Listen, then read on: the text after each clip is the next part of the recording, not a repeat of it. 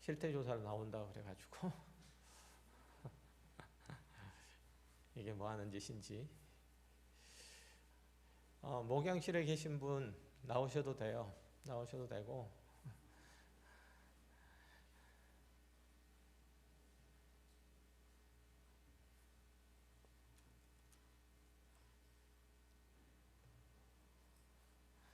나오실 생각을 안 하시네. 말씀 함께 나누도록 하겠습니다.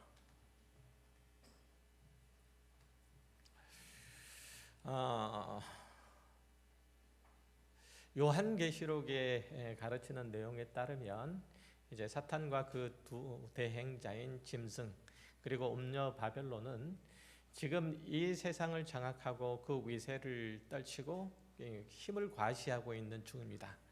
그리고 이 악한 자들이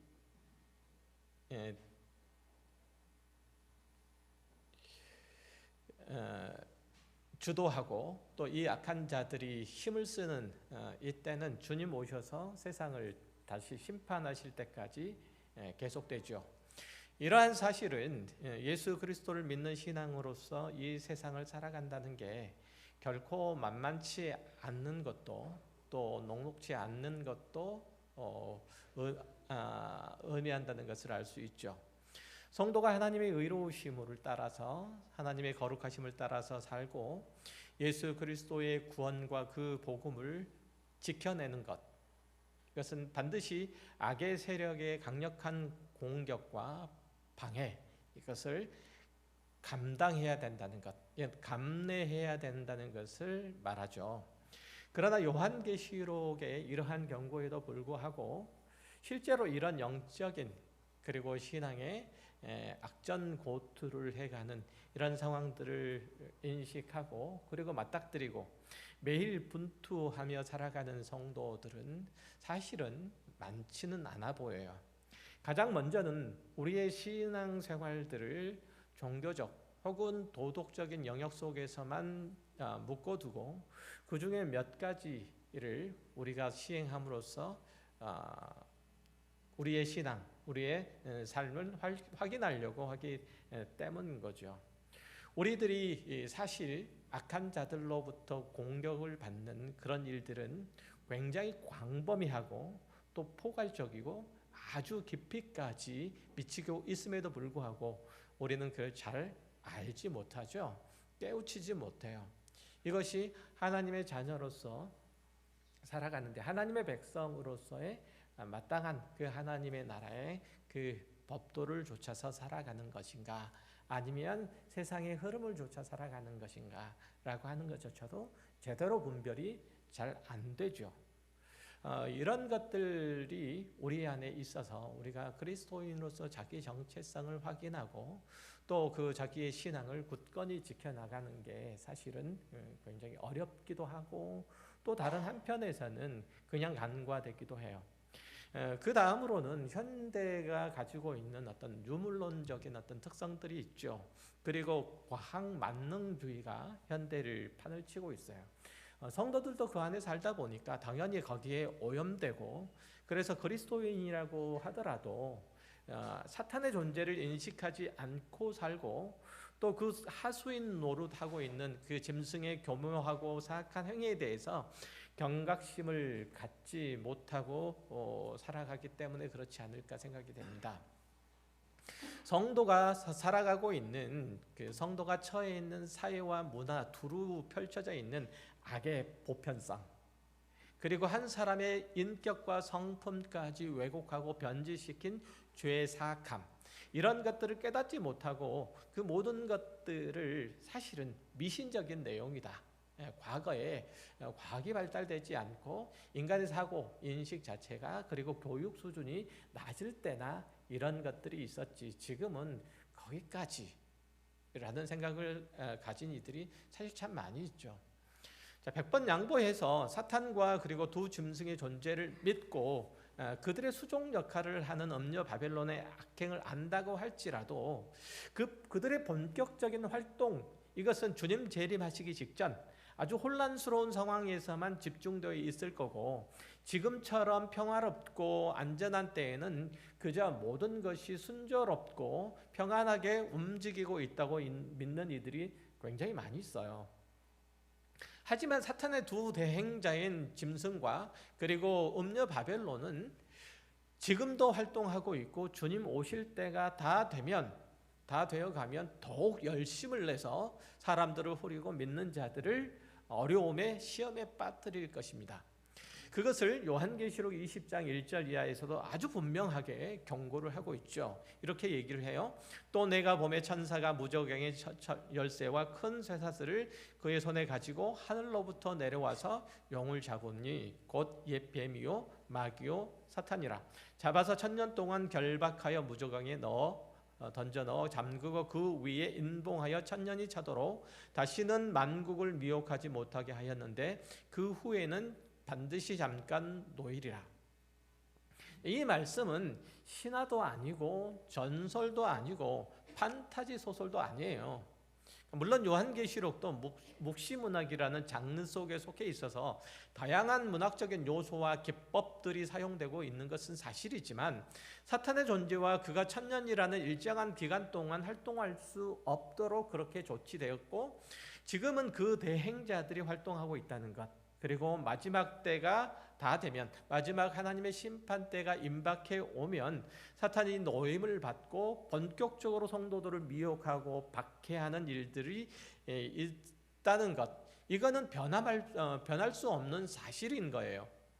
그러면 지금부터는 그 사탄이 그 대행자를 수족으로 삼고 세상에서 활개를 치고 왕노릇하고 있음을 확인해 보려고 해요.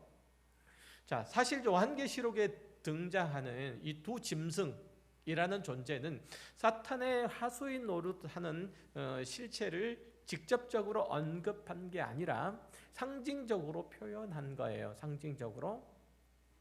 그러니까 이 세상에 짐승이 그야말로 짐승의 모습을 하고 돌아다니는 그런 존재가 있는 것이 아니라는 얘기죠. 구약의 다니엘서나 에스겔서, 그리고 신약의 요한계시록 등에서 이제 자주 사용되고 있는 기법이 비유 그리고 상징이라는 건데, 이 비유와 상징이라는 기법을 통해서 표현된 존재가 짐승이라고 하는 거죠. 그러니까 이런 문학적인 요소들을 통해서 그 실체를 더욱 극적으로 묘사하고자, 그 실체에 대한 경각심을 높이고자 하기 위해서 짐승이라는 모습으로 그렇게 묘사를 하고 있는 거예요. 그래서 요한계시록에 등장하는 이 두 짐승은 다른 신약 성경에는 등장을 하지 않아요. 그러니까 이 두 짐승은 요한계시록에만 나와요. 아니, 분명하게는 다른 책에서는 다른 이름으로 등장을 해요. 그 존재가 뭘까요? 여러분들이 잘 아는 적 그리스도 혹은 거짓 그리스도예요. 적 그리스도, 거짓 그리스도라는 이 표현은 요한계시록에는 또 등장을 안 해요. 요한계시록에는 짐승이라는 표현은 등장을 하는데 적 그리스도라는 표현은 요한계시록에는 없어요. 있는 줄 알았죠. 요한계시록에는 적 그리스도라는 표현이 없어요. 자, 그 존재가 이제 요한 1서에 보면 주로 이제 나타나 있어요. 요한 1서에 2장 18절 말씀을 볼게요. 아이들아, 지금은 마지막 때라. 적 그리스도가 오리라는 말을 너희가 들은 것과 같이 지금도 많은 적 그리스도가 일어났으니 그러므로 우리가 마지막 때인 줄 아노라. 여기에 등장하는 적 그리스도는 말씀드렸듯이 요한계시록에 나타나는 짐승과 같은 존재예요. 그러니까 적 그리스도는 헬라어로는 안티크리스토스예요. 어려운 얘기 아니죠. 안티라는 표현은 다 아실 테고, 크리스토스는 당연히 그리스도라는 얘기일 테니까요. 그러니까 크리스토스라는 헬라어에다가 접두 안티를 붙여 놓은 건데요. 이 의미, 그것은 첫 번째로 그리스도를 반대하는 편에 서 있는 자라는 그런 의미겠죠. 그리고 두 번째로는 그 그리스도, 메시아의 사역을 방해하거나 대신하려고 하는 자를 말하는 거죠. 다시 말하면 적 그리스도는 가짜 그리스도 혹은 모조 그리스도와 예수라고 생각하시면 되겠어요. 그러니까 주님께서 제자들에게 예루살렘의 멸망의 때와 그리고 궁극적으로는 말세에 나타날 거짓 그리스도에 대한 경계의 말씀을 하시는데, 거기서도 보면 거짓 그리스도가 등장을 하고 그 거짓 그리스도가 무슨 일들을 하는지 거기서도 살펴볼 수가 있어요. 마태복음에도 있고 마가복음에도 있는데, 마가복음에 먼저 찾아볼게요. 마가복음에만 한번 찾아보겠습니다. 13장 21절에 보면, 그때 어떤 사람이 너희에게 말하되 보라 그리스도가 여기 있다, 보라 저기 있다 하여도 믿지 말라. 거짓 그리스도들과 거짓 선지자들이 일어나서 이적과 기사를 행하여 할 수만 있으면 택하신 자들을 미혹하려 하리라. 자, 이렇게 얘기하죠. 여기서 거짓 그리스도가 주로 하는 일, 이게 뭐죠? 주로 하나님의 택하신 자를 속이고 미혹하는 것, 그러기 위해서 기사와 이적을 베풀고 그리고 사람들을 속여서 자기 편으로 이끌어 오려는 일들을 계속한다 이거죠. 이게 거짓 그리스도가 하는 일들이에요. 한 구절만 더 볼게요. 요한일서 2장 22절. 거짓말하는 자가 누구냐? 예수께서 그리스도이심을 부인하는 자가 아니냐? 아버지와 아들을 부인하는 그가 적 그리스도니라고 얘기해요. 그러니까 여기서도 적 그리스도는 하나님과 그의 보내신 자 예수가 구원자가 아니라, 그리스도가 아니라 자기가 구원자라고 거짓말을 한다는 얘기죠. 그리고 예수를 믿는 자를 핍박함으로써 사람들이 그를 그리스도라고 그렇게 믿게 하려고 시도한다는 거죠. 그러니까 그들이 예수 믿는 자를 핍박하는 이유가 뭐라고요? 예수 믿는 자를 핍박하는 게 예수가 구원자가 아니고 자신이 구원자다라고 그렇게 미혹하려고, 사람들을 미혹하려고 그렇게 한다 이거예요. 그렇죠? 그러니까 예수가 만약에 구원자라면, 예수가 너희의 편이라면 내가 너희를 핍박하고 미혹할 때 그가 가만히 있겠느냐라는 거죠. 가만히 너희를 두지 않고 반드시 너희를 내가 흔드는 곳 속에서도 너희를 구원하고 너희를 온전히 지킬 것 아니냐라고 그렇게 미혹을 한다는 얘기죠. 이해되시죠? 그래서 예수를 믿는 자들을 핍박함으로써 사람들이 그를 그리스도라고 믿도록 믿게 하려고 하는 그런 시도를 한다는 얘기죠. 정리하면 적 그리스도 혹은 거짓 그리스도가 주로 하는 일들은 택한 자를 미혹하거나 핍박하는 일과 불신자들이 이 그리스도, 예수 그리스도의 복음에 접근하지 못하도록 하는 일, 이걸 해요. 이렇게 정리해 놓고 보면 적그리스도는 사탄의 세력과 구별된 것으로 보이죠. 흔히들 적그리스도라고 하면 종말이 임박할 때 등장할 거대한 악의 세력, 사람들이 도저히 거부할 수 없고 저항할 수도 없는 두려운 존재라고 생각을 하게 했는데, 방금 읽었던 구절들을 보면 적그리스도를 경계하라라고 하는 그 내용들을 살펴보면, 적그리스도는 거대한 힘과 능력으로 사람들을 공포에 몰아넣고 예수를 믿고 죽음을 택할래, 아니면 나를 따르고 살 길을 찾을래, 이렇게 우격다짐을 하는 어떤 유일한 존재가 아니라 시대마다 장소마다 그런 존재일 수도 있는데 그런 존재이기도 해요. 그것도 있지만 시대마다 장소마다 도로 나타나서 기독교 신앙인을 괴롭게 하고 믿음의 길들을 가는 것을 방해하는 존재들, 이게 다 적그리스도라 이런 얘기죠. 우리가 흔히 이런 얘기 하잖아요. 기독교 안티 기독교라는 얘기 많이 하죠.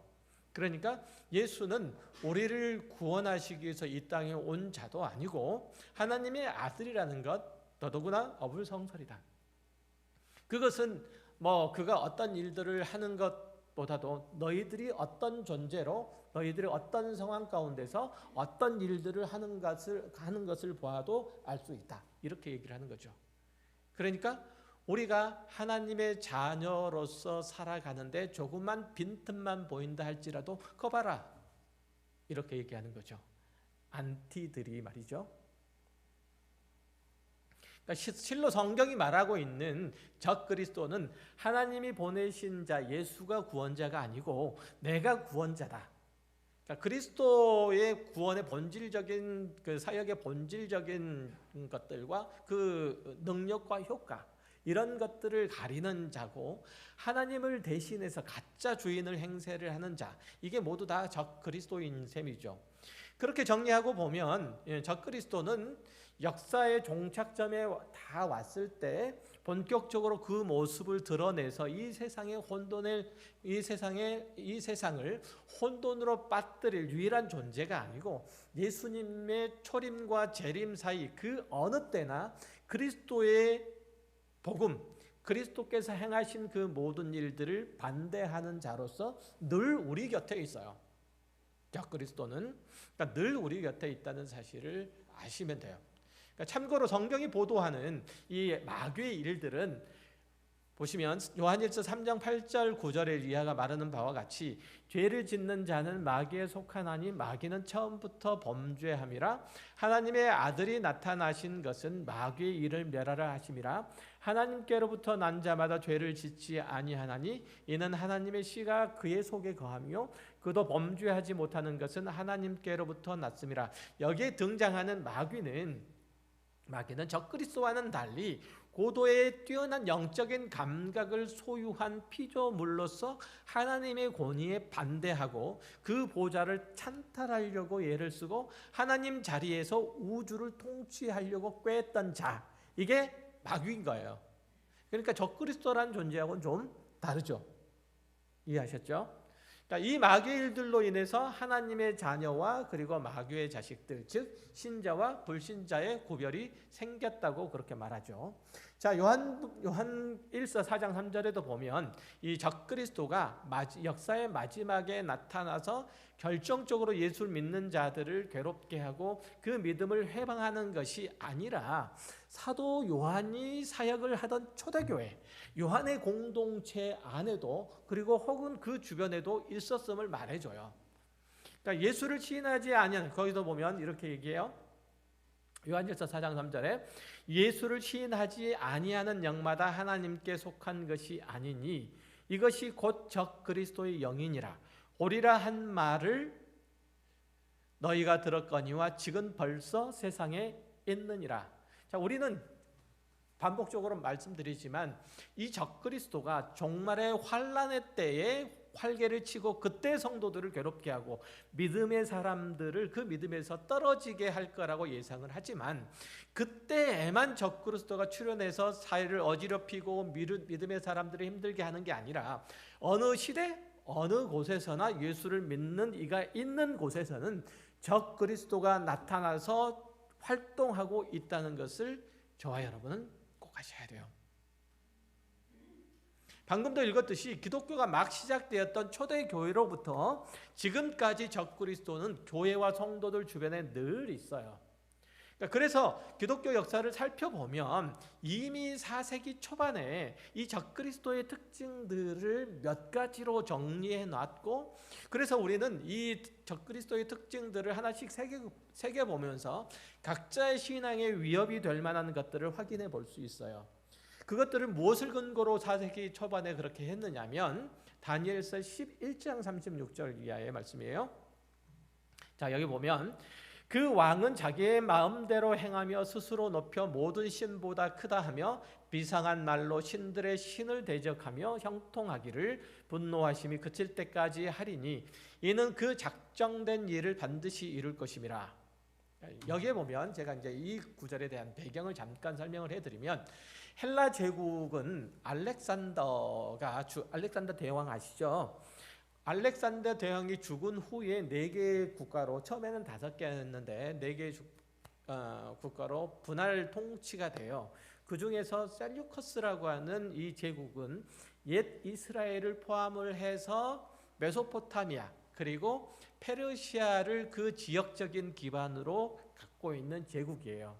이 제국의 8번째 왕인 안티오코스 에피파네스 4세라고 하는 이 사람이 바로 방금 다니엘서 11장이 묘사하고 있는 그 왕이에요. 그는 이제 이집트를 정벌하러 갔다가 뜻을 이루지 못하고 회군해서 돌아오는 길에 뿔따구 요만큼 나가지고 이제 그 분풀이로 유대를 침공을 해요. 만만한 게 그렇다고 유대를 침공을 하죠. 예루살렘 성전의 보물들을 약탈을 하고 그곳 제사장들을 살육하는 일들을 하죠. 그리고 그걸로 끝나는 것이 아니라 이제 그 유대 지역의 사람들이 이런저런 모습으로 반란을 일으킨다고 해서 2년 후에 다시 예루살렘을 재침공을 해요. 그래서 성전 재단 침공을 해서 부시고 그 성전 재단에 돼지를 제물로 바치고 그 재단 앞에 제우스 신상의 모습을 한 자기 모습을 제우스 신의 모습을 하고 있는 자기 얼굴을 이제 세워서 거기에 경배를 하도록 하죠. 그러니까 성전에서 예배하는 그 모든 예배의 행위를 금지하고 이에 대항하는 모든 유대인들을 닥치는 대로 죽이고 그야말로 유대인들의 역사, 이스라엘의 역사 속에서는 그 유래를 찾아볼 수 없을 정도로 극악한 정복 국가의 왕으로서의 그 소임을 하죠. 이제 이런 역사적인 사실들을 알고 있었던 초대 교회 성도들은 이 다니엘서 11장에서 예언하는 이 왕 안티오코스 에피파네스를 장차 종말의 때에 나타날 적 그리스도의 모형으로 그 모범으로 삼아요. 적 그리스도 마지막 때에 적 그리스도가 바로 지금 다니엘서 11장에 등장하는 이 사람일 것이다. 이 사람의 형태를 가지고 이 사람이 하고 있는 일들을 할 거다라고 그렇게 생각을 하게 되는 거죠. 그래서 이제 이런 특징들을 정리를 한 거예요. 36절에 보면 종말에 나타날 적 그리스도의 특징, 다니엘서 11장 36절에 보면 특징은 이렇게 얘기를 하죠. 첫째로는 이 왕이 자기 뜻대로 행한다라고 얘기를 해요. 그러니까 적 그리스도의 권세는 정말 엄청나서 누구도 감히 그가 하는 일들을 저항할 수가 없다. 그의 세력에 감히 도전할 수가 없다는 거고 그는 마음 먹는 대로 무엇이든지 다 한다는 뜻이에요. 이것은 뭐 안티오코스뿐만 아니라 이 세상에 속한 사람들의 특징이기도 하죠. 사실은 자기가 원하는 대로 자기가 필요한 대로 모든 것들을 다 하는 거예요. 다만 이들의 견제와 반대, 이들이 다른 사람들의 반대와 견제에 부딪혀서 마음대로 할 수 없어서 그렇게 하지 못할 뿐이지 그렇지 않다면 자기 마음대로 무엇이든지 다 하는 사람들이잖아요. 두 번째로 뭐냐면 자기 스스로 높여 모든 신보다 크다 하며라고 하죠. 그는 자만하고 교만하게 행한다는 거죠. 적 그리스도는 자신을 하나님의 위치에까지 올려놓는다는 거예요. 그의 이름이 바로 에피파네스라는 그 안티오코스 뒤에 에피파네스라는 그 이름이 붙여진 것처럼 그는 자기를 영화로운 신으로 섬긴 거예요. 에피파네스가 그런 의미예요. 세 번째로는 이 적 그리스도는 비상한 날들로 신들의 신을 대적한다고 얘기해요. 신들의 신, 그러면 누구를 얘기를 하죠? 하나님을 가리키는 거예요. 그러니까 여호와 하나님을 가리키는 말들인데 그는 하나님을 대적하고 참남되이 그를 모독하죠. 안티오코스는 하나님의 말씀인 성경을 모두 찢어서 불태워버리고 누구든지 성경을 가진 자는 다 죽이라고 명령도 내리죠. 이때 신실한 하나님의 백성들도 다수 이제 죽임을 당하죠.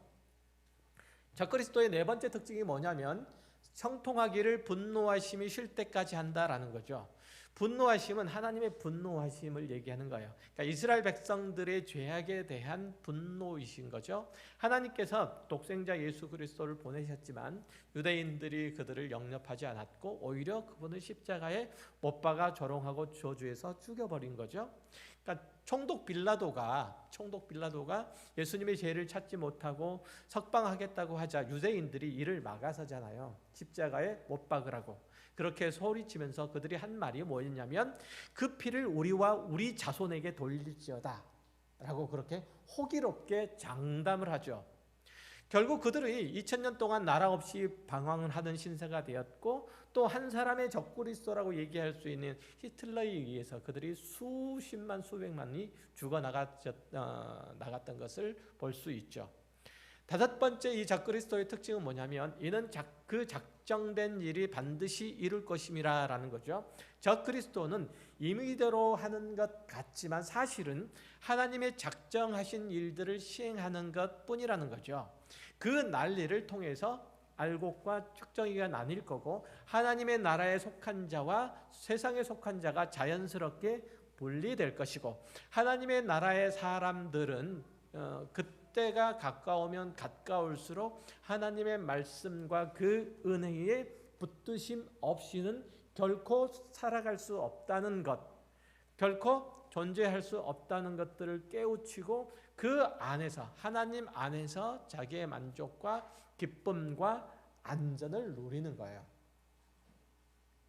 그러니까 여러분들이 이 땅 가운데 살아가는 이유, 그것은 제가 거듭 말씀드리지만 하나님의 사람으로서 온전해지기 위한 것인데 그 온전해짐이라고 하는 것은 다른 의미가 아니고 내가 이 땅을 살아가는 것 뿐만 아니라 영원토록 살아가는 데 있어서 나의 힘이 되고 나의 능력이 되고 나의 길이 되고 나의 진리가 되시는 분은 오직 하나님 한 분뿐이라는 사실을 깨우치고 거기에 그 하나님의 절대 주권에 무릎을 꿇고 그 말씀을 순복하기로 결정하고 그렇게 살아가기 위한 그런 과정, 그것들을 훈련하는 곳으로서 이 세상의 삶이에요.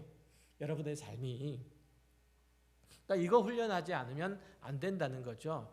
여러분이 어떤 일들을 하고 살아가든지 간에 하나님의 백성으로서 나는 하나님 없이는 결단코 이 땅 가운데서 온전하고 바르게 살 수 없구나. 선하고 아름다운 하나님의 생명을 누리고 기뻐하며 살아갈 수 없구나라는 사실들을 이 세상에서 깨우치고 그걸 훈련하셔야 돼요.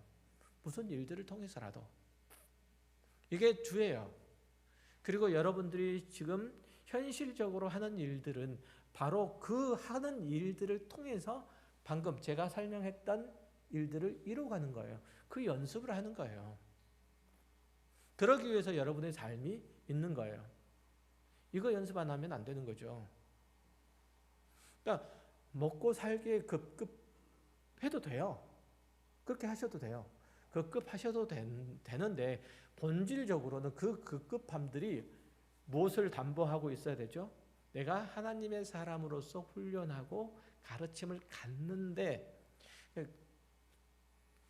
받는데 거기에 귀속성이 있어야 돼요.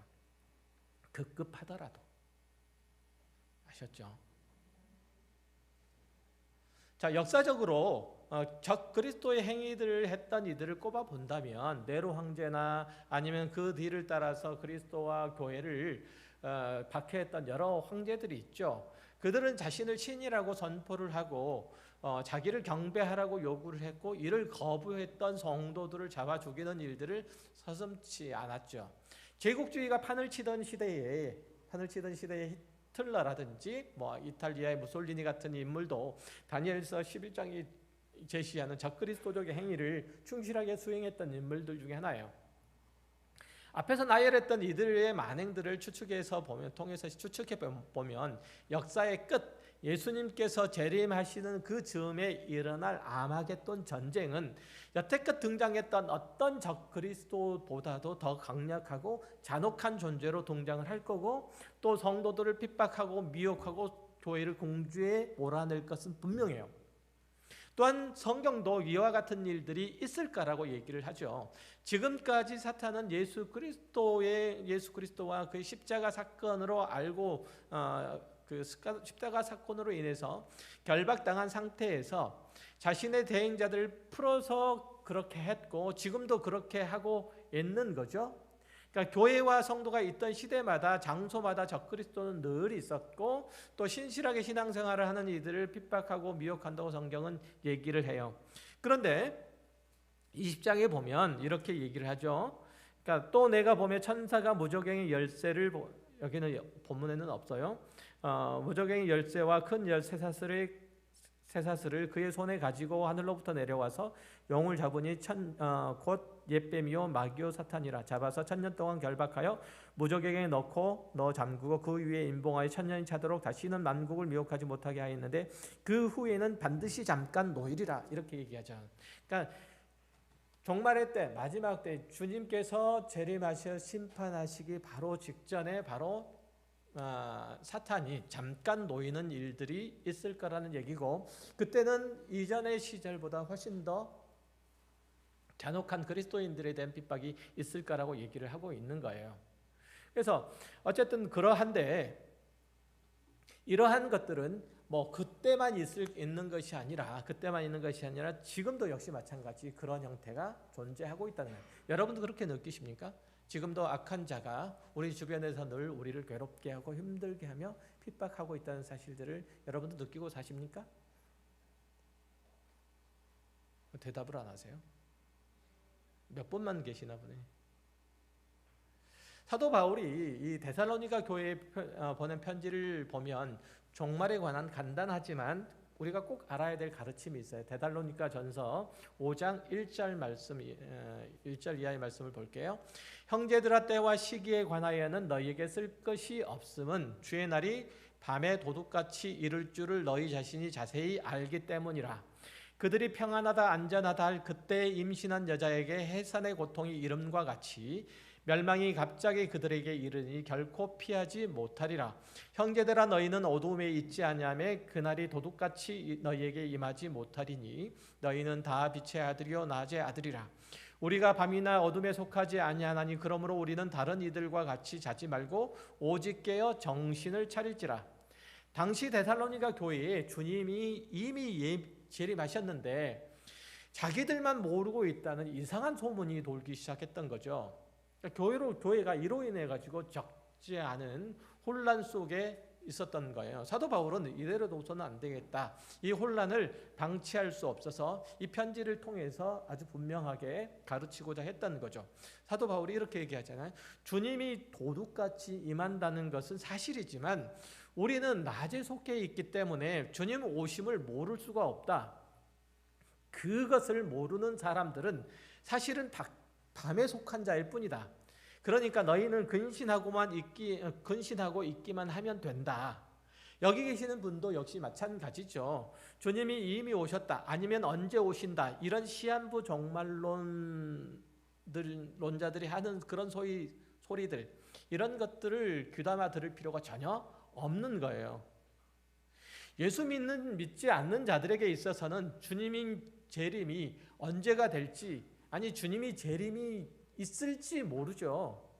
그들은 주님 재림이 있다는 사실을 몰라요. 그렇죠? 생각을 한번 해보세요. 처음 주님께서 이 땅에 오셨어요. 그러니까 처음 하나님께서 이 땅에 오심을 믿지 않고 있는 이들, 예수님께서 이 땅에 오신 하나님이신 것을 믿지 않고 있는 이들이 다시 오실 하나님을 믿겠어요? 그렇잖아요. 그러니까 처음 오신 하나님을 믿어야, 처음 오신 하나님이 그리스도이신 것을, 예수 그리스도이신 것을 믿어야 그들이 다시 주님이 심판 오심을 믿을 수 있을 거 아니에요. 그렇잖아요. 처음 오신 주님을 못 믿는데 재림하시는 주님을 어떻게 믿어요? 여러분은 처음 오신 주님을 믿습니까? 그러면 재림하시는 주님을 믿는 거죠. 그렇죠? 아는 거죠. 그러니까 그들에게는 그날이 도둑같이 임할 거예요. 그들은 주님이 다시 심판하러 오심을 알 수도 없고 또 관심도 없어요. 주님이 다시 오셨을 때야, 재림하신 예수를 보았을 때야 비로소 그때야 가슴이 덜컥 내려앉는 거죠. 그러나 우리는 성자 하나님께서 왜 이 땅에 오셨는지 알고 왜 다시 오셔야만 하는지도 알아요. 그렇죠? 그런데 주님이 어떻게 우리에게 도둑처럼 임할 수 있어요? 어린 양이신 그리스도가 이 땅에 다시 오시는 것은 세상의 악과 거기에 동조하는 세력을 심판하시고 우리에게 완성된 구원을 주러 오시고 우리에게 하나님께서 허락하신 안식을 주러 오시는데 우리가 그것을 모른다는 것, 그건 말도 안 되는 거잖아요. 자, 우리를 구원하러 오시는데 말도 안 돼요. 그걸 모른다는 건 말도 안 되는 거예요. 자, 혼인 언약을 맺고 때가 되어서 혼인 예식을 하러 오는 신랑이 신부 모르게 온다는 것, 이건 말도 안 되는 거예요. 한번 생각을 해보세요. 우리 이제 결혼 그 문화하고 당시의 이스라엘 사람들, 유대인들의 결혼 문화하고는 조금 달라요. 그때 당시의 유대인들은 부모들끼리 정혼을 하죠. 정혼을 하고 언제 온다는 그 혼인 예식을 한다는 그런 약속이 없이 부모들끼리 정혼을 하게 되면 서로 둘이서 정혼자가 되죠. 그리고 이제 그 신랑의 부모와 부모는 다시 집으로 돌아가서 신랑과 그의 부모가 결혼 준비를 해요. 그리고 언젠가 다시 오게 돼요. 근데 그 날이 언제가 될지는 알 수 없어요. 본인도 몰라요. 신랑 본인도 모르고 오직 아버지만 알아요. 그래서 아버지가 이제 됐으니 신부를 데리러 가라. 그러면 신부를 데려가는 거예요. 그러면 신부는 그 날을 알 수 있을까요? 없을까요? 그 날을 알 수 있을까요? 없을까요? 모른다고 생각하시면 안 돼요. 알죠. 정혼하고 갔잖아요. 그가 다시 올까, 신랑이 나를 데리러 올까라는 사실을 알아요, 몰라요? 알잖아요. 뜬금없는 일들이 돼요? 손꼽아 기다리는 일들이지 뜬금없는 일들이 되지 않잖아요. 가슴이 철렁 내려앉는 일이 되지는 않잖아요. 그 얘기하는 거예요, 지금. 그 날이 도둑같이 임하지 않으리라는 사실은 그걸 얘기를 하는 거죠. 그러니까 그런 신랑을 기다리지 않고 있는 신부, 이거는 어불성설인 거죠. 영원한 하나님의 나라를 가지고 이 땅에 오셔서 우리의 구원을 완성하시고 우리를 그의 나라로 보내시려고 오시는 주님이 누구에게만 나타나시고 또 다른 이에게는 나타나지 않는다. 이게 말이 됩니까? 그렇죠? 각 사람이 눈이 그를 볼 것이고 심지어 그를 찌른 자도 볼 거다 라고 말씀하시잖아요. 데살로니가 후서 2장에는 예수님께서 재림하실 때의 그 징조에 관한 이런 가르침이 있어요. 1절을 볼게요. 형제들아, 우리가 너희에게 구하는 것은 우리 주 예수 그리스도의 강림하심과 우리가 그 앞에 모임에 관하여 영으로나 또는 말로나 또는 우리에게 받았다 하는 편지로나 주의 날이 이르렀다고 해서 쉽게 마음이 흔들리거나 두려워하거나 하지 말아야 한다는 것이라. 누가 어떻게 하여도 너희가 미혹되지 말라. 먼저 배교하는 일이 있고 저 불법의 사람 곧 멸망의 아들이 나타나기 전에는 그날이 이르지 아니하리니 그는 대적하는 자라 신이라고 불리는 모든 것과 숭배함을 받는 것에 대항하여 그 위에 자기를 높이고 하나님의 성전에 앉아 자기를 하나님이라고 내세우느니라. 이게 먼저 있어야 되는 거죠. 여기서도 보면 주님이 다시 오시기 직전에 불법의 사람 혹은 멸망의 아들이 먼저 나타나리라 라고 말하는데 그 정체가 바로 누구죠? 적그리스도잖아요. 그가 나타나서 믿는 자들을 미혹하려고 할 것이고 핍박할 거예요. 그는 정치 권력들과 그리고 리더십으로 전 세계를 사로잡을 거예요. 마지막 때 나타난 적그리스도는 또 강력한 카리스마를 발휘해서 기독교를 반대하는 종교 세력을 구성해서 성도와 교회들을 전방위적으로 압박해 올 거예요. 주님 재림하시기 전에는 반드시 소위 아마겟돈이라고 불려지는 이러한 일들이 일어날 거고, 이 전쟁은 국가와 국가 사이에 벌어지는 게 아니고, 다시 한번 말씀드려요. 이 아마겟돈 전쟁이라고 하는 것은 국가와 국가 사이에 벌어지는 것이 아니라 사탄과 악의 세력, 그 사탄과 그 휘하에 있는 악의 세력, 그리고 그리스도와 그분을 따르는 하늘에 속한 무리 사이에 벌어질 전쟁이에요. 이게 마지막 전쟁이에요. 그러면 그 전쟁의 즈음에서 생각을 해보면 여러분은 그 전쟁 중에 없습니까?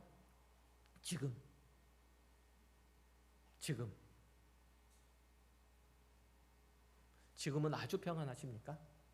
모든 것이 하나님의 뜻대로, 여러분들이 하나님께서 원하시는 모습대로 다 완만하게 그 모든 일 다 이루어 가십니까? 하나님 안에서 참된 안식을 누리고 계십니까? 하나님의 통치 안에 온전히 순종함을 여러분들이 누리고 기뻐하며 살아갑니까? 하나님의 생명의 보유함들이 여러분 안에 있습니까? 하나님께서 허락하신 건강 다 가지고 계세요? 그렇죠? 지금도 싸우고 있는 중이라 이런 말씀을 드리는 거예요. 지금도. 그렇지만 어쨌든 교회의 역사, 역사만 대강 살펴보더라도 이렇게 악의 세력과 그리스도에게 속한 이들과의 싸움, 사탄이 하나님을 원수를 삼고 그리고 그리스도와 교회를 핍박했던 일들은 늘 있어 왔다는 거예요. 거짓 선지자가 나타나서 사람들을 속이고 적그리스도가 등장을 해서 성도들을 박해하고 교회를 위축시키려고 하는 그런 시도들은 항상 있었어요. 또 역사의 마지막 때에는 엄청난 자연재해가 발생을 하고 사회가 극도의 혼란 상태에 빠지고 전 세계가 전쟁의 소용돌이 속에 휘말리는 것이 일어날 거라고 예견되는 상황들도 과거의 세계 역사를 더듬어 보면 어렵지 않게 쉽게 찾아볼 수 있어요. 그렇죠?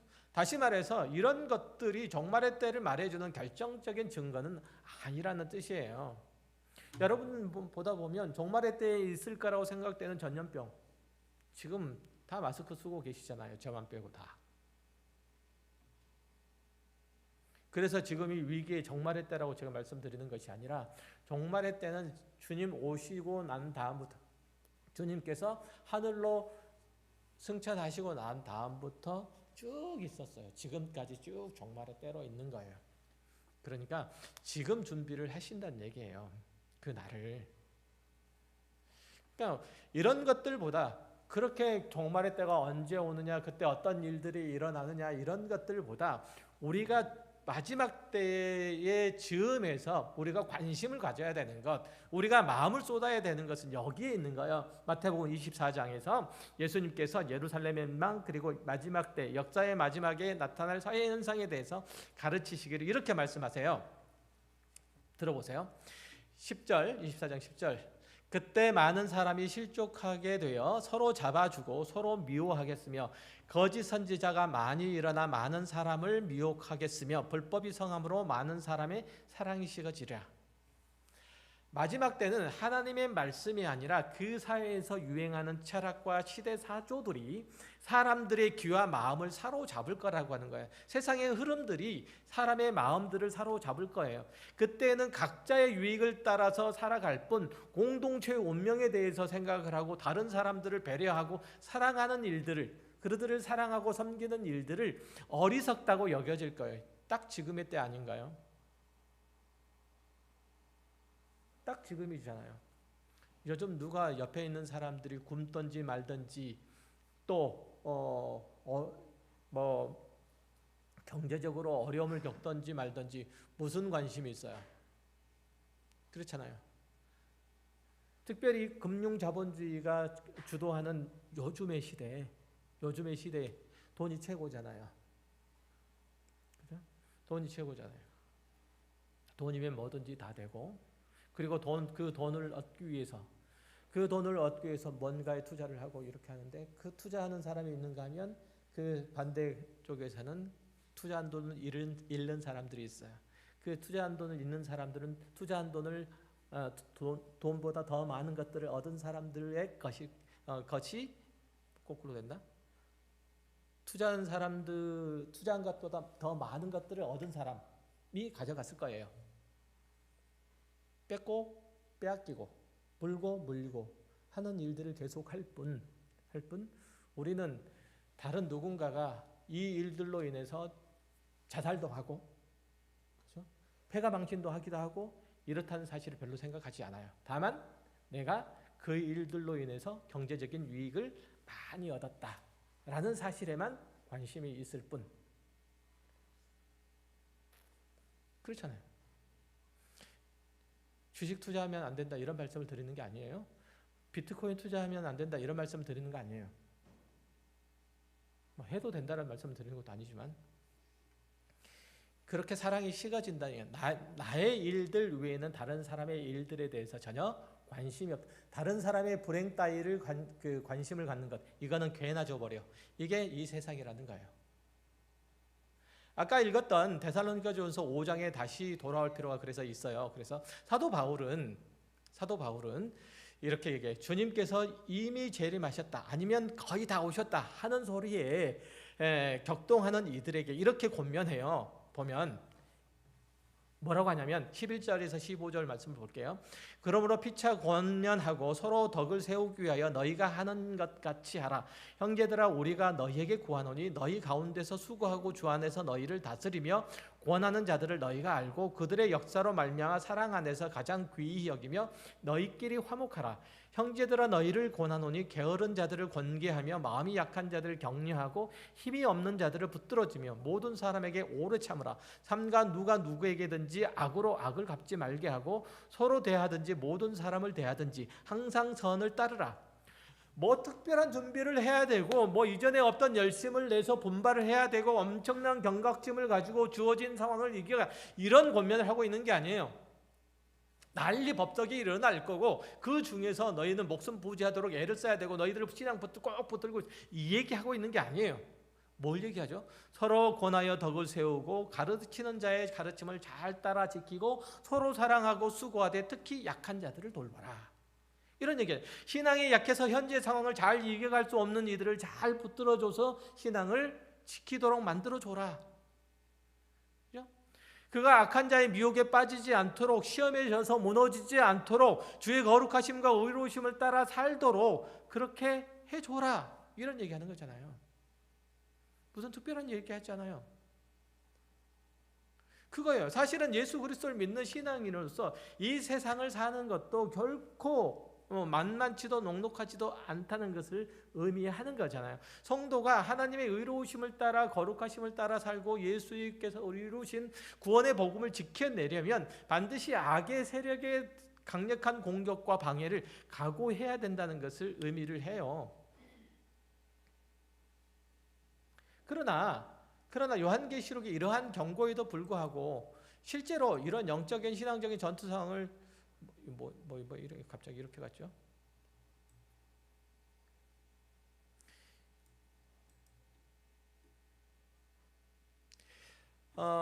그런 것들을 의미하는 거죠. 그래서 이제 저와 여러분들이 이 마지막 때를 준비하면서 마지막 때를 생각을 하면서 생각을 해야 될 게 뭐냐면 다른 게 아니고 우리에게 허락하신 믿음과 그 구원의 완성을 위해서 이런 일들을 해가야 된다는 거예요. 이런 일들, 어떤 일들?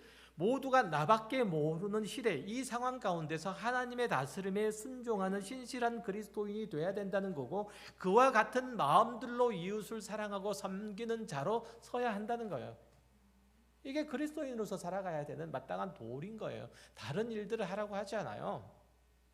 그러니까 주님께서 곧 오실 거니까 땅굴을 파고 들어가서 거기서 뭐 100일치니 1년치니 식량을 비축해 놓고 너희들끼리 살다가 주님 오심을 맞아라 이런 말씀하고 있지 않아요. 전쟁 상황이 올 거니까 그 전쟁 상황 가운데서 너희를 지켜내기 위해서 지하 벙커를 만들어서 거기서 숨어 살 이런 얘기하지 않아요. 주님 곧 오실 거니까 너희들끼리 기도원을 세우고 그곳 가운데서 기도하다가 주님 이런 말씀하고 있지 않아요. 이렇게 주님을 맞으라고 얘기하지 않아요. 뭐라고 한다고요? 하나님께서 주신 그 가르침을 따라 믿음의 수고를 하라. 사랑의 헌신을 하라. 약한 자들을 돌보라. 믿음의 연약한 자들을 세워서 그가 믿음 안에서 신앙 안에서 꼭 붙들려 있도록 그렇게 권계하라. 이런 얘기들 하잖아요. 지금 우리가 하는 신앙의 일들을 잘 하라고 해요.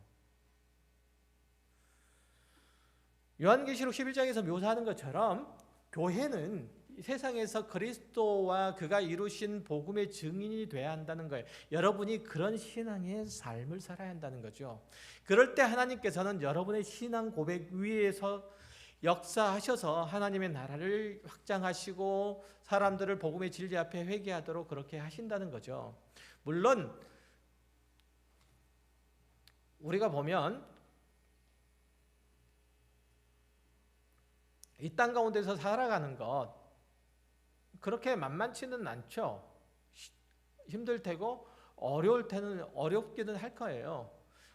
본문에 보면 이렇게 얘기를 해요.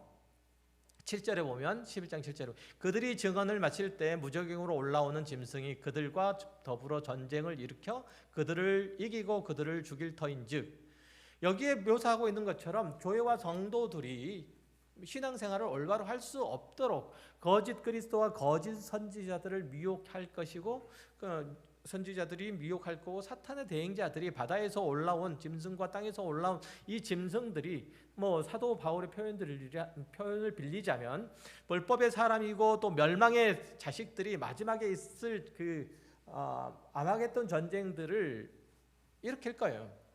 그렇게 선동해서 일으킬 거예요. 그러나 이미 말씀드렸듯이 그런 일들은 마지막 때에 있을 뿐만 아니라 그 내용과 성격 면에서는 시대마다 장소마다 다 있을 거예요. 그리스도와 그를 믿는 자, 그리스도를 믿는 자들의 신앙의 행위들을 방해를 할 거고, 그래서 우리 가운데서 역사하고 있는 거예요. 여러분들이 하나님의 사람으로 살지 못하도록 막게 돼요. 여러분들이 다른 사람들을 볼 수 있는 여유를 갖지 못하도록 하죠. 다른 사람들의 아픔이나 연약함들 따위들은 개나 줘버리라, 이렇게 생각하고 나는 나만을 위해서 살 뿐이다, 나와 내 가족이 평안하고 좋으면 나는 그만이다라고 살도록 만들다는 거예요. 이 세상이 그렇게 하는 거예요. 이 세상의 특징이, 주님 오실 때가 다 됐을 때 이 세상의 특징이 어떻게 된다고요? 사랑이 식어진다고요. 사랑이 식어진다고요. 심지어는 가족 간에도, 심지어는 부부 사이에도.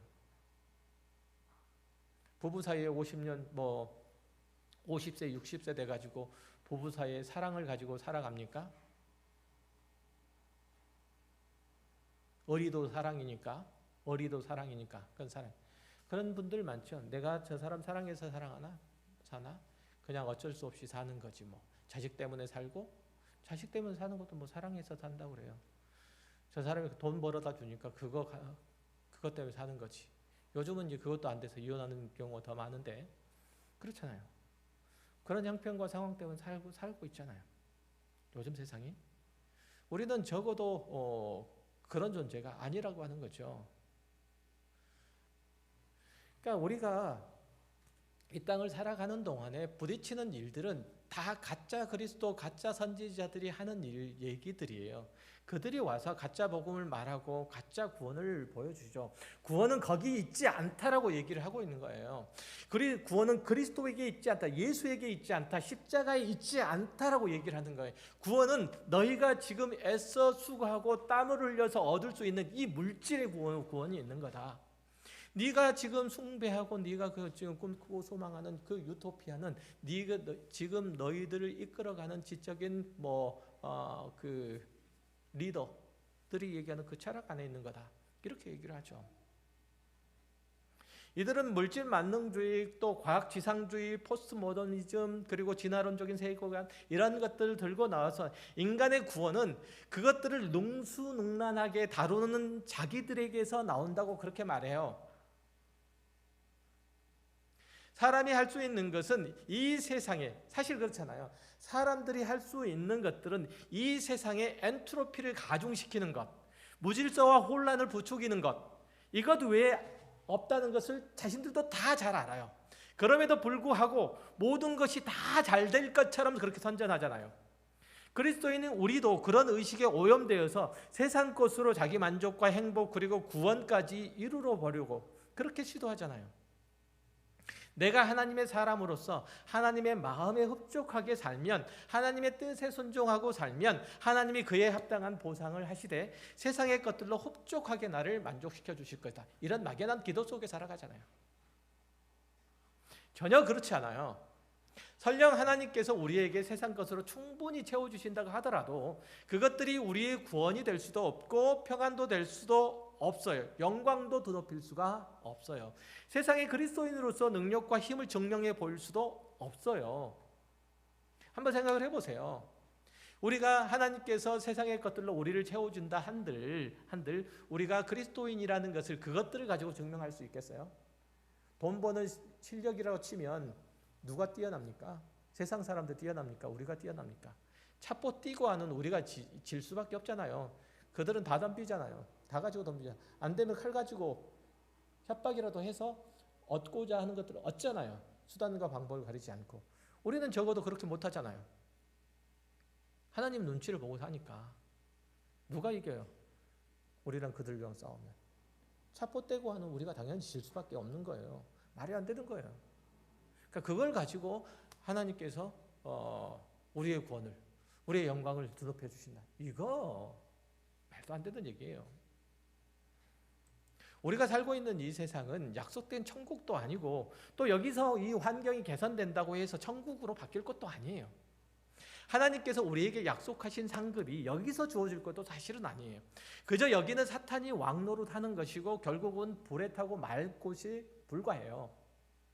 마지막 심판 때까지 이 세상은 하나님의 창조의 목적이 성취되는 곳이 아니라 사탄이 주도권을 쥐고 흔드는 곳이고, 그래서 하나님의 부르심의 목적을 따라 살려고 하면 갖은 박해와 환난과 순교까지 각오해야 돼요. 그래서 믿음을 지킬래? 아니면 세상을 따라갈래? 우리로 이거 하나님께서 계속 물어요. 이렇게 그렇게 묻고 계신다고요. 그런 가운데도 순교와 환난과 핍박 가운데서도 나에 대한 믿음, 나에 대한 통치, 내가 통치하는 것들에 네가 순복하고 살아갈래? 아니면 그들의 유혹에, 그들의 핍박에, 그들의 협작에 넘어갈래? 이렇게 얘기한다고요. 여러분들을 속이는 것은 내가 뭔가 신앙에 부족해서 현실에 어려움들이 있다, 내가 뭔가 잘못해서 이 지경에 와버렸다 라고 생각하는 거예요. 물론 우리의 신앙과 삶에 있어서 잘못돼서 회개해야 될 부분들이 있고 또 버려야 될 부분들이 있어서 하나님께서 그것들을 고치시려고 주는 어려움들도 있고, 그 어려움들이 여러 가지 것들이 있겠죠. 물질적인 어려움들도 있겠고 건강상의 어려움들도 있고 여러 가지 어려움들도 있을 거예요. 그러나 거꾸로 나의 신앙이 그리고 내 삶이 온전해지면 그것들이 다 없어집니까? 그렇지 않은 경우도 많잖아요. 내가 하나님의 뜻에 합당하게 살려고 하면 악한 자들이 나를 주요 타겟으로 삼아서 공격해오는 일도 흔해서 하나님 앞에 신실하게 살려고 하면 할수록 더 어려운 신앙의 길들을 걸어야 되는 경우도 허다하잖아요. 이게 태반이잖아요, 사실. 한마디로 이 세상에서 쉽게 살려면, 편하게 살려면 하나님의 말씀과 상관없이 살면 돼요. 그러면 적어도 사탄의 공격은 피할 수 있어요. 아니, 거의 같은 편에 살고 그가 주는 달콤한 사탕을 빨면서 살 수도 있어요. 요즘 얘들 표현으로 꿀 빨면서 살 수 있어요. 마태복음 5장 10절 이하에서 뭐라고 해요? 의를 위하여 박해를 받는 자는 복이 있나니 천국이 그들의 것임이라. 나로 말미암아 너희를 욕하고 박해하고 거짓으로 너희를 거슬러 모든 악한 말을 할 때 너희에게 복이 있나니 기뻐하고 즐거워하라. 하늘에서 너희의 상이 큼이라. 너희 전에 있던 선지자들도 이같이 박해하였느니라. 하나님의 의를 따라 살면 세상에서 박해를 받게 된다고 그렇게 말하잖아요. 여러분이 성실하게 살고 거룩하게 살고 선하게 살면 세상이 박수 쳐줄 것 같지만 전혀 그렇지 않다는 거죠. 오히려 억울한 일들을 당하고 무시를 겪게 될 거라는 거죠. 별로 신경 쓰지 않아도 되는 사람으로 여기고 함부로 할 거란 얘기예요. 여러분들 별 볼 일 없는 사람으로. 그래도 괜찮으면 그렇게 사세요. 마음이 쓰리고 아플 거예요. 사람들을 용서하고 이해하고 그것을 넘어서 그 사람도 하나님이 새롭게 하시고 온전케 하시라는 믿음을 갖게 되기까지 지나가야 할 고비들도 되게 많아요. 그러나 그런 신앙의 신실함을 따라 살면 이 세상 가운데서 어려움을 겪긴 하겠지만, 그럼에도 불구하고 그 사람은 무엇을 소유하게 된다? 하나님의 나라 천국을 소유하게 된다고 그렇게 얘기하잖아요, 지금. 아니, 천국을 소유한 사람만 그렇게 살 수 있다는 얘기예요. 사실은 이 말씀을 원문 그대로 보면 천국을 사는 사람만 이렇게 살 수 있대요. 의를 위하여 박해를 받을 수 있대요. 그러니까 그렇게 하늘에서 상을 받을 수 있다는 거예요. 그러나 이 땅에서는 끝까지 괴로움을 당하고 끝까지 실패한 사람처럼 살다가 갈 수도 있다는 것, 이거 주의하셔야 돼요. 그렇게 사실 거예요? 끝까지 실패한 사람처럼, 끝까지 괴로움을 당한 사람처럼 그렇게 사실 겁니까? 대답을 안 하시네? 그래도 괜찮으세요? 그래도 괜찮으셔야 돼요. 나는 하나님만 얻을 수 있다면 내 안에, 내 삶 가운데 천국만 이루어질 수, 하나님의 생명만 내 안에 채워질 수 있다면, 하나님의 진리만 내 안에서 역사할 수 있다면 나는 이 세상 가운데서 어떤 어려움과 어떤 핍박과 그리고 어떤 하찮은 존재라고 그렇게 사람들이 여긴다 할지라도 넌 괜찮다. 그렇게 하셔야 돼요. 그러니까 여러분은 어느 쪽을 선택을 하실 겁니까?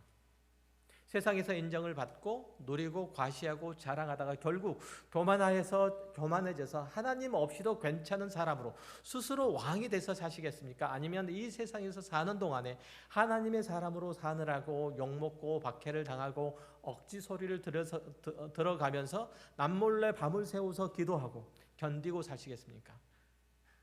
부디 하나님의 사람으로 살기를 거절하지 마시기 바라요. 그의 의로운 길을 따르기를 외면하지 마시길 바라요. 악인의 장막에 사는 것보다 하나님의 성전 문지기로 있는 것이 좋습니다.